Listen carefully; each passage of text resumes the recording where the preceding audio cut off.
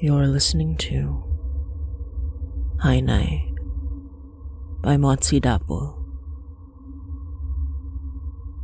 Episode 34, Aklatan, Part 1. What do you mean? What happened to the plan? Change of. I need you to pick up a friend of mine. Bring him to where you are. CJ's, right? How did you... You do remember I'm a detective. A nosy one? Ugh. Who exactly are you bringing to my home? Someone I've trusted with my life for years. We need your help to protect him. He may have just been targeted by an elder.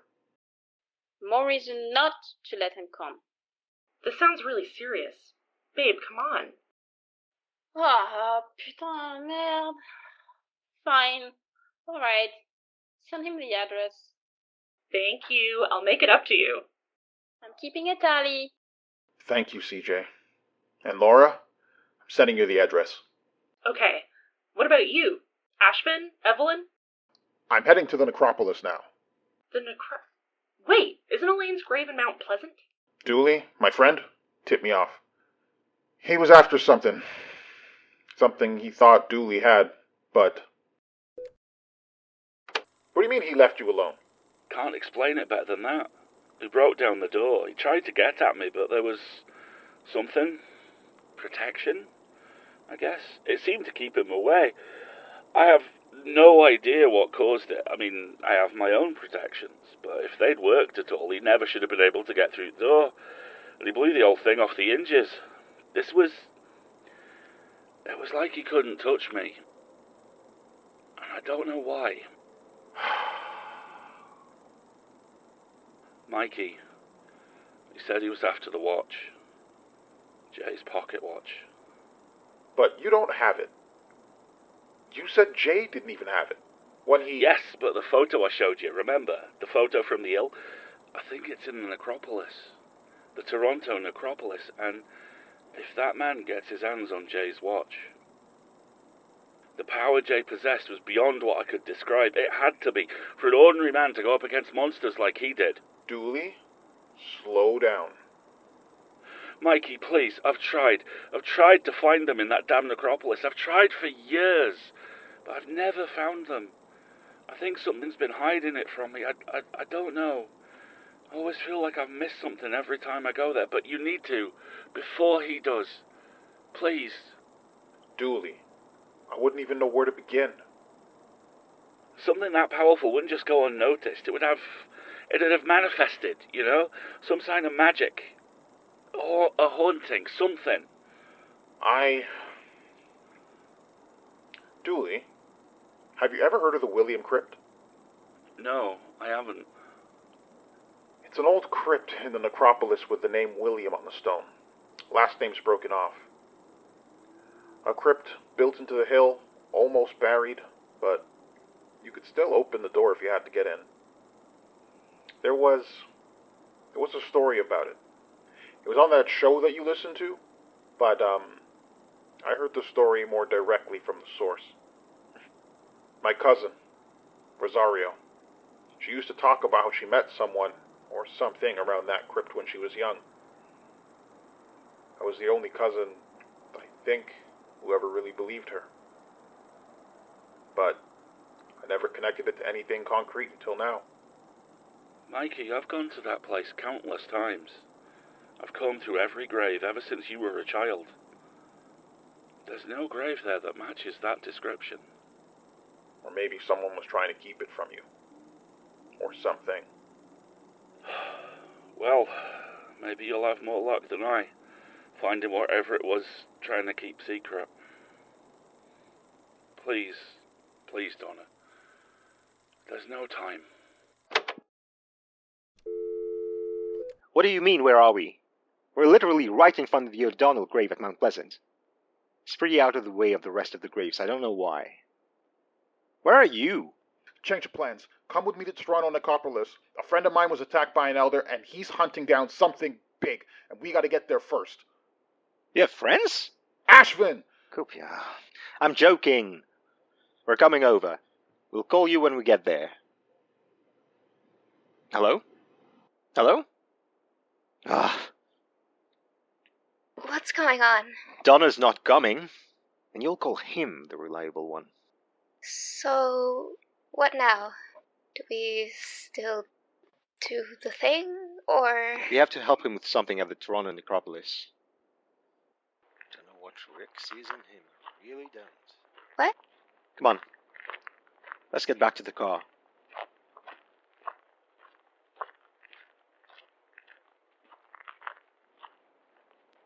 Wasn't it right over there? I thought it was. Maybe the cemetery has a weird layout or something. Oh, good. We're in what did Mary call it? Miasma, aren't we? Seems so. Can you stop it? Only if I destroy the focus. So says our resident powerhouse. Right. Cool. Okay, where do you think it might be? Educated guess? Back where we came from. In the grave that was so out of the way nobody would have gone near it, if they weren't specifically looking for it. Well, that answers that question. So, back to the thing that was trying to... What did Mary say? Eat us. It can never be easy. Hey, breathe. I'm breathing. I'm, good at breathing. We'll be fine. You're smart. You'll know we'll be fine. Yeah, of course. We'll be fine. Oh. Wow. That looks like a warm welcome. There definitely weren't stairs before, right? I'm not just, Come on.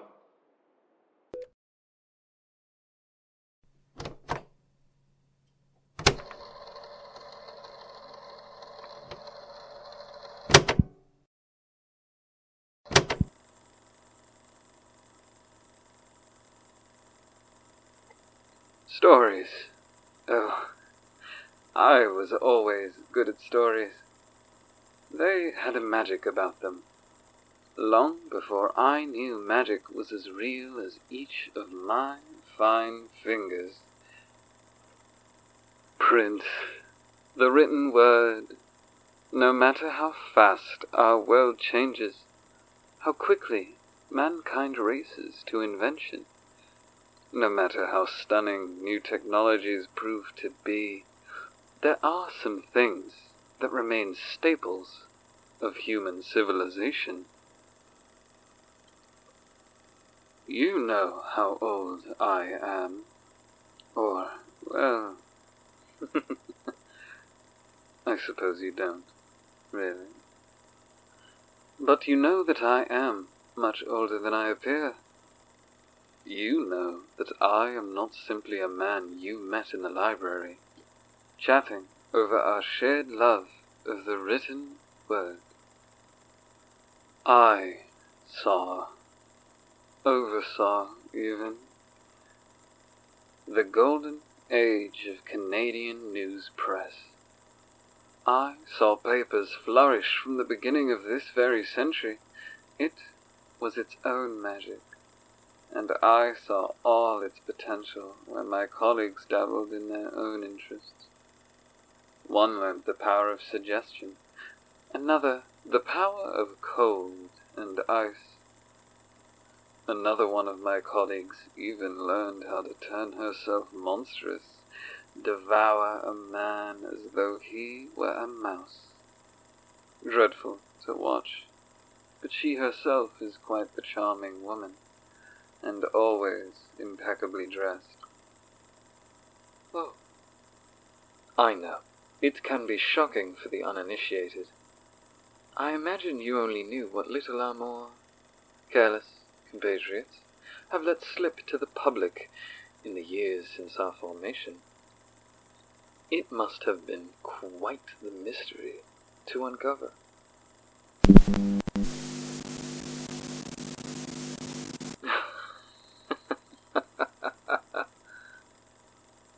You are a dangerous man, Mr. Callahan, even to one such as I. Especially to one such as I. It does not matter that you are an ordinary, powerless human being, because you are one of the sharpest men I know. And I imagine that if you had access to the stores of information I have, you would have far outpaced my colleagues in their pursuit of power. If you have a strong stomach, that is, for pursuing power.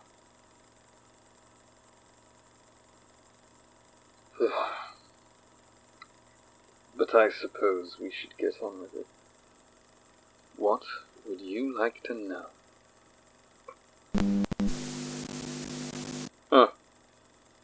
Excellent question. My colleagues have their own specialties, but you may have noticed that my interests tend towards the more mundane intellectual pursuits. Or so it might seem to others. But you know as well as I how much magic one can find between the pages of a good book. I have unlocked powers not even my colleagues understood. I always thought it was a waste to have a death be a death and have that be all there was. I don't know how much you know, but you must have guessed that an immortal life doesn't come without price. It is the poetry of the universe that life should come from death. And not just any death, mind you.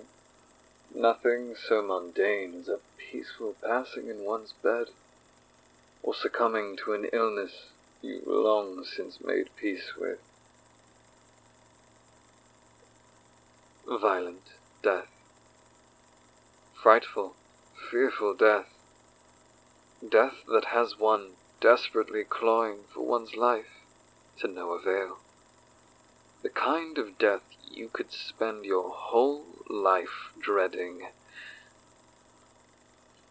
It is intoxicating in some ways. There's a poetry to it, like an explosive climax to a story that, up to that point, had been a bit of a bore. I collected stories like these, in my own way.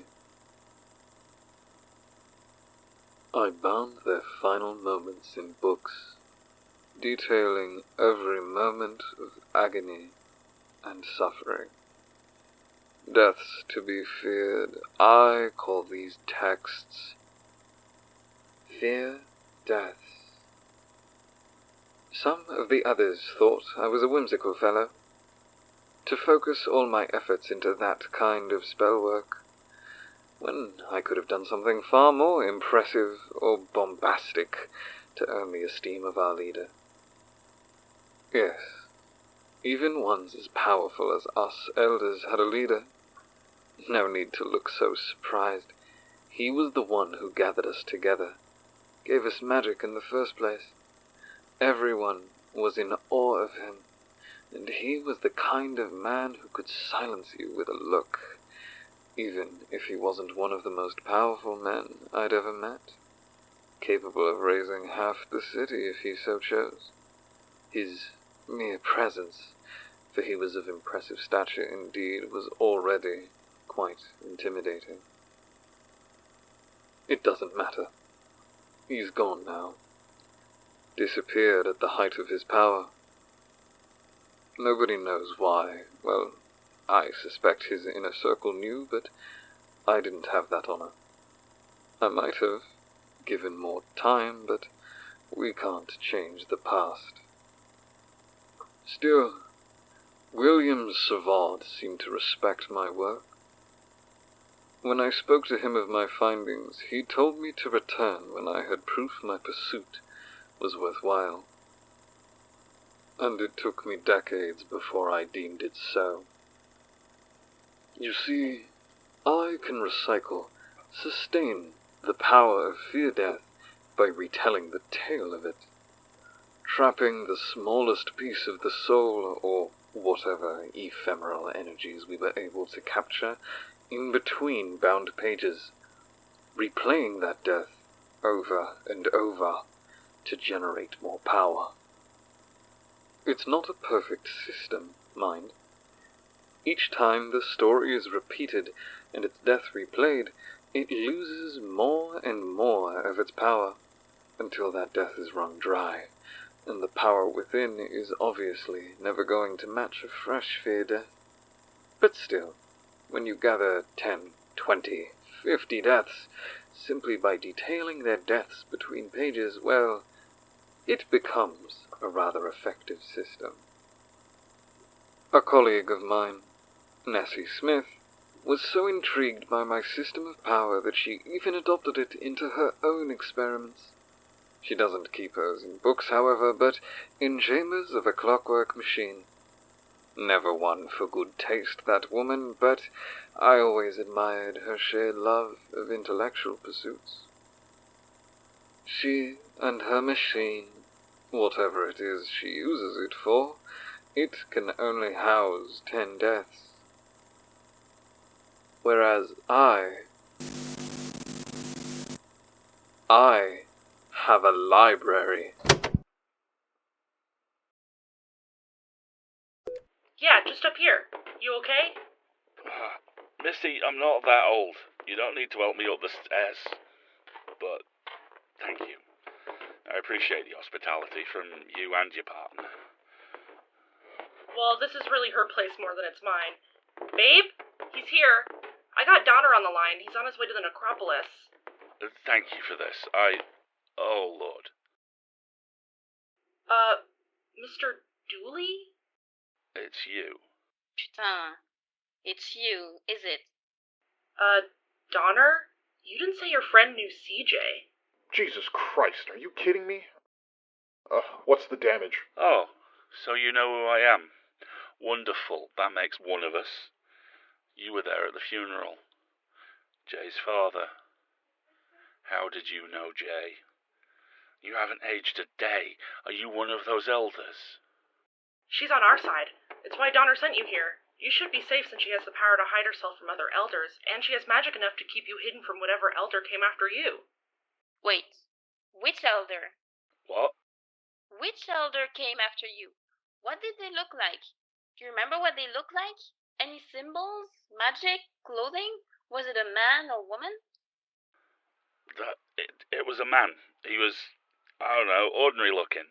White, looked to be in his 30s, high collar shirt. His magic manifested as this great big red hand reaching for me, but he couldn't get to me.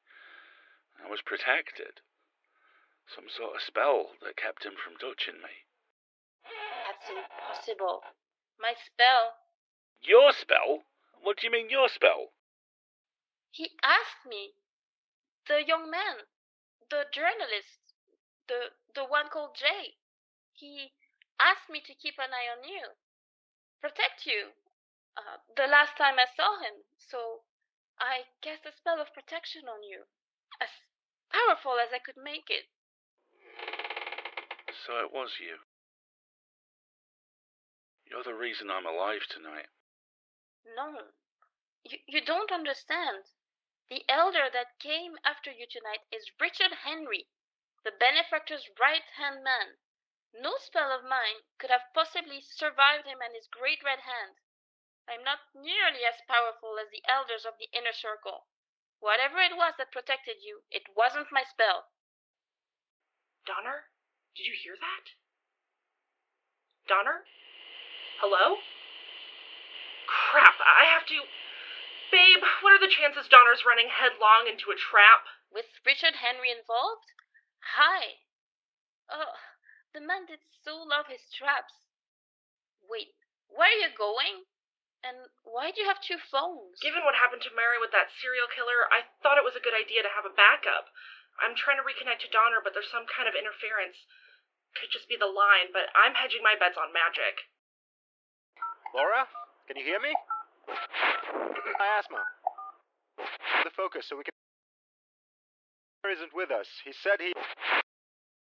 Oh. Hello. Shit! I gotta go. Laura, you are not going alone. I'm not, I promise. But you gotta stay here with Mr. Dooley to hold down the fort. We don't know if someone's after him. Trust me. I'm calling backup right now.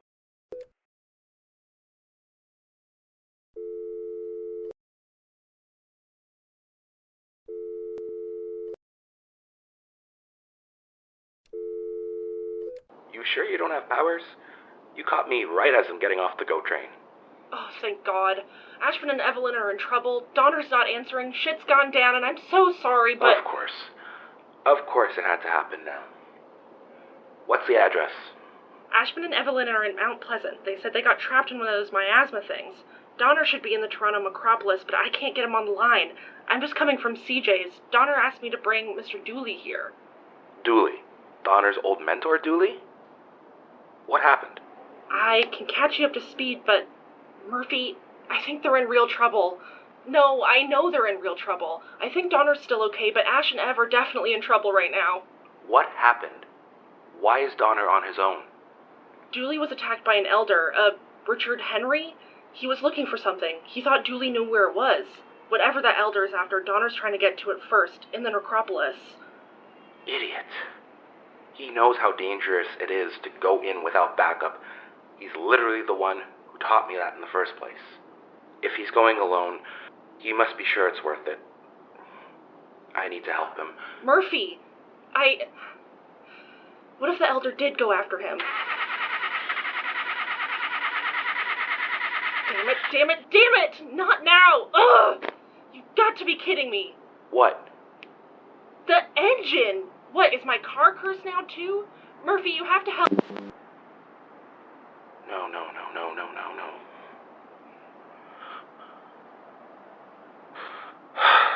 God, baby, I'm sorry. I'm so sorry. You're listening to Hai Nai by Motzie Dapul.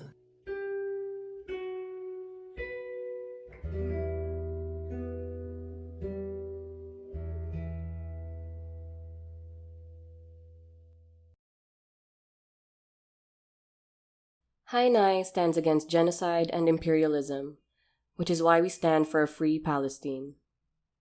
It has been confirmed that at least 27 journalists and 35 United Nations Relief and Works Agency, or UNRWA members, have been killed by Israeli airstrikes in Gaza. The Israeli Defense Forces, or IDF, used white phosphorus on civilian populations, which can cause deep and severe burns, penetrating even through bone, and has been known to reignite after initial treatment.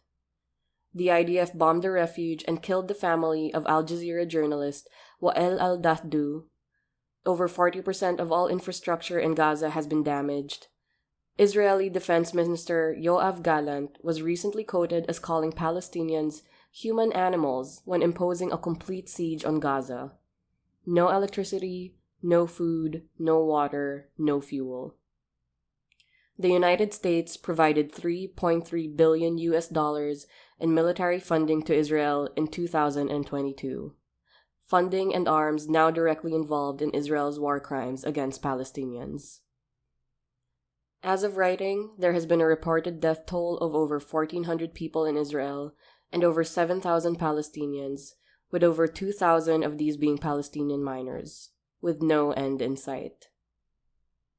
This isn't even mentioning the decades of colonial invasion and apartheid committed against Palestinians, with the major inciting incident being the Nakba of 1948, where an estimated 15,000 Palestinians were killed, more than 500 villages were decimated, and roughly 750,000 Palestinians displaced by Zionist militia, supported primarily by the British. We do not stand by the killing of innocent civilians. We stand against anti-Semitism. We stand against collective punishment. We stand against war crimes. We support an end to the blockade in Gaza. We support the return of hostages to their families. We support humanitarian aid to people who need it most in Gaza. And we support a free Palestine. We cannot deny the objective reality that the actions of Israel against Palestine constitute ethnic cleansing. We are seeing a genocide right before our eyes. We cannot look away. We've attached links in the description of this episode for ways you may be able to call for a ceasefire, because donations currently cannot enter Gaza due to the blockade. 5calls.org is where U.S. constituents can call their legislators and reps to call for a ceasefire. actionnetwork.org/letters/tell-Congress-ceasefire-now is where U.S. constituents can write to members of Congress now and ask them to prevent further atrocities and massive loss of life. nccm.ca/ceasefire is where Canadian constituents can write to all Canadian MPs to call for a ceasefire. map.org.uk/campaigns/protect Palestinians against atrocities in Gaza is where UK constituents can email their MPs to call for a ceasefire.